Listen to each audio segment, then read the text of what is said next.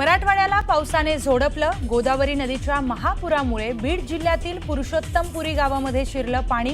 ड्रोनच्या नजरेतून अंगावर काटा आणणारी पुराची दृश्य।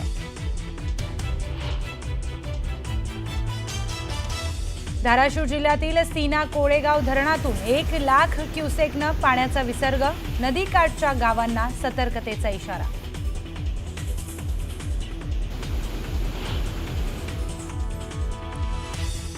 गोदावरी नदीला पूर आल्यानं जालना जिल्ह्यातल्या 38 गावांमधील नागरिकांचं स्थलांतर। प्रशासनाकडून नागरिकांच्या निवारा आणि जेवणाची सोय।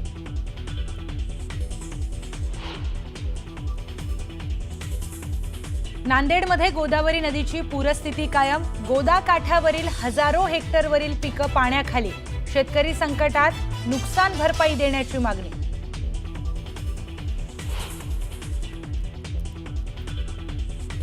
अतिवृष्टीमुळे लासलगाव निफाड तालुक्यामध्ये मका कांदा पिकांचं नुकसान।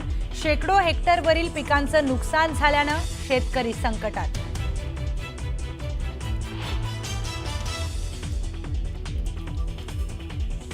शिवाजी पार्कावर होणारा ठाकरेंचा शिवसेनेचा मेळावा रद्द करण्याची मागणी। मेळावा रद्द करून मेळाव्याचा खर्च पूरग्रस्तांना द्या। केशव उपाध्येंनी ठाकरेंना पुन्हा एकदा डिवचलं।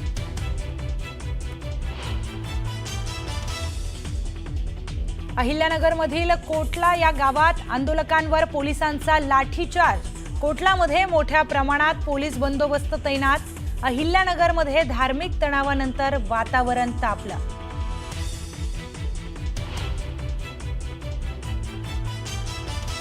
ओवेसी आणि इम्तियाज जलील यांच्या दौऱ्यावरून कोल्हापुरात तणाव। बागल चौकात हिंदुत्ववादी कार्यकर्ते एकवटले। ओवेसी कोल्हापूरमध्ये दाखल। मुख्यमंत्री देवेंद्र फडणवीस यांनी आज यवतमाळ इथल्या दीनदयाल उपाध्याय प्रबोधिनीच्या प्रकल्पाला भेट दिली आणि या ठिकाणी उपाध्याय यांच्या प्रतिमेला हार अर्पण केल्यानंतर प्रबोधिनीच्या शेतीची बैलगाडी हाकून पाहणी केलेली आहे। यावेळेला प्रबोधिनीच्या कार्याचं सुद्धा त्यांनी कौतुक केलंय।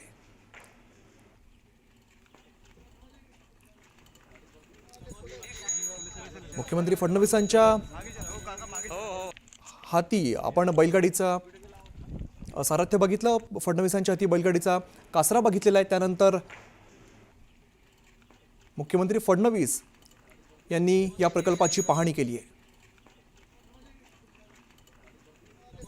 यावेळेला प्रबोधिनीच्या कार्याचं सुद्धा मुख्यमंत्र्यांनी कौतुक केलेलं आहे। उपाध्याय यांच्या प्रतिमेला हार अर्पण केला आणि त्यानंतर प्रबोधिनीच्या शेतीची बैलगाडी हाकून त्यांनी पाहणी केली आणि यावेळेला प्रबोधिनीच्या कार्याचं सुद्धा त्यांनी कौतुक केलंय। मुख्यमंत्री देवेंद्र फडणवीस यांनी आज यवतमाळ इथल्या दीनदयाल उपाध्याय प्रबोधिनीच्या प्रकल्पाला भेट दिली आणि यावेळेला उपाध्याय यांच्या प्रतिमेला हार अर्पण करत त्यांनी प्रबोधिनीच्या शेतीची बैलगाडी हाकत पाहणी केली आणि यावेळेला प्रबोधिनीच्या कार्याचं त्यांनी कौतुक सुद्धा केलंय।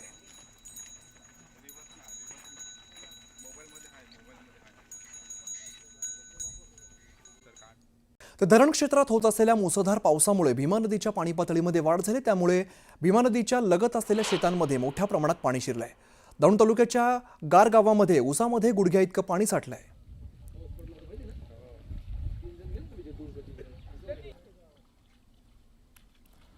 तर दौंडमधली आपण सगळी दृश्य बघतोय। शेतामध्ये खरं तर मोठ्या प्रमाणात पाणी साठलंय। अगदी गुडघ्याला टेकेल इतकं पाणी आपल्याला बघायला मिळते। त्यामुळे पिकांचं अतोनात नुकसान झालेलं आहे। आजूबाजूचा परिसर सुद्धा हा पाण्याखाली गेलेला आहे।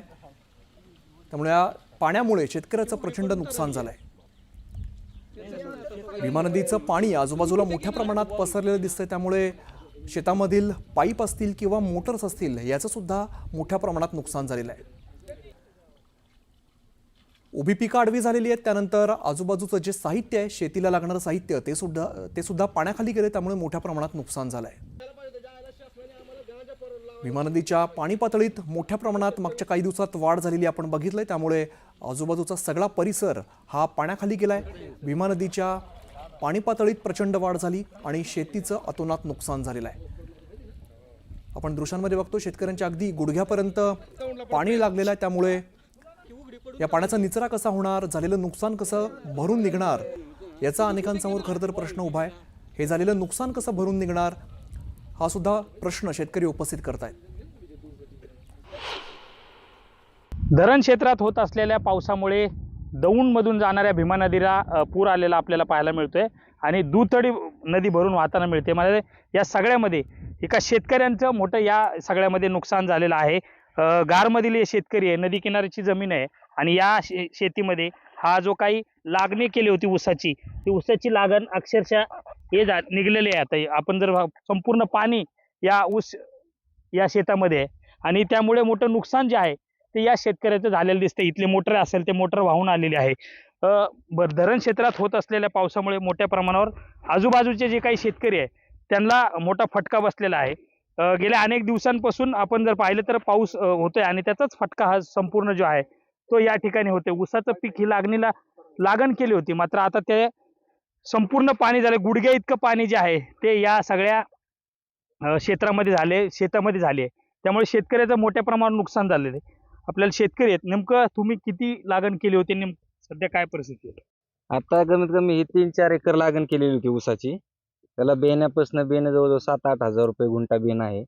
तर याला नाही म्हणलं तरी 60-70 हजार रुपये खर्च झाला आमचा. पण आता ही 3री-4थी वेळ आहे पाणी यायची. पण आतापर्यंत शासनाचा याला 1 रुपया बी मदत मिळालेली नाहीये. आणि आमचं म्हणणं असं शासनाकडे की बाबा आम्हाला कर्जमाफी करावी. हे आता जवळजवळ 4-5 वेळा आता आम्ही हे उभाच राहू शकत नाही. आज ह्या ऊसामध्ये आम्ही आंतरपीक घेतो दरवेळी, की लागण झाल्याच्या नंतर मेथी कोण करत असेल, कोण कोथिंबीर करत असेल.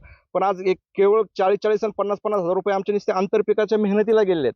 पण अद्यापर्यंत इथं कुठेच नाही ना. अजूनही हे जर पाणी नाही निघालं तर हापूस पूर्ण ऊस हा सडून जाणार आहे. नुकसान संपूर्ण जे काय लागण केली होती त्याचं नुकसान झालेलं आहे. काय सांगाल, काय अपेक्षा आहे सरकारकडून? आता मुळात संपूर्ण कर्जमाफी करावी, सरसकट कर्जमाफी करावी आणि ओला दुष्काळ जाहीर करावा. कारण इकडं नदीच्या पट्ट्यात कडेचे क्षेत्र पाण्याखाली जाते आणि तिकडे पावसाने इतर क्षेत्र नुकसान होते. त्यामुळं सरसकट ओला दुष्काळ जाहीर करून कर्जमाफी करावी. मला सांगा, किती रुपये खर्च आला होता या क्षेत्राला आणि आता तुमच्या हातात काय राहिले? आता आमच्या हातात तर काही राहिलंच नाहीये. कारण एवढं जर पाणी बघितलं तर माणूस म्हणणारच नाही कोणी काय राहिलंय शिल्लक, असं नाहीच आहे. यात आंतरपीक होतं, 2 एकर कोथिंबीर होती, 1 एकर मेथी होती, पण या पाण्याने पार पूर्ण सडून गेले ती. आता कॅमेरा पर्सन दीपक सोनसह सुमित सोनवणे, न्यूज 18 लोकमत, दौंड. धाराशिव जिल्ह्यातील सीना कोळेगाव धरणातून 1 लाख क्युसेकने पाण्याचा विसर्ग, नदीकाठच्या गावांना सतर्कतेचा इशारा. गोदावरी नदीला पूर आल्यामुळे जालना जिल्ह्यातील 38 गावांमध्ये नागरिकांचं स्थलांतर, प्रशासनाकडून नागरिकांच्या निवारा आणि जेवणाची सोय.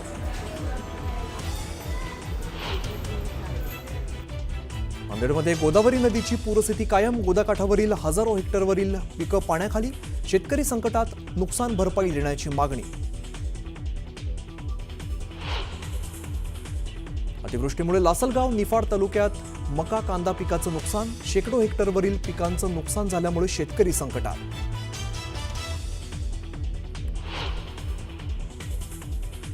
शिवाजी पार्कवरती होणाऱ्या ठाकरेंच्या शिवसेनेचा मेळावा रद्द करण्याची भाजपाची मागणी.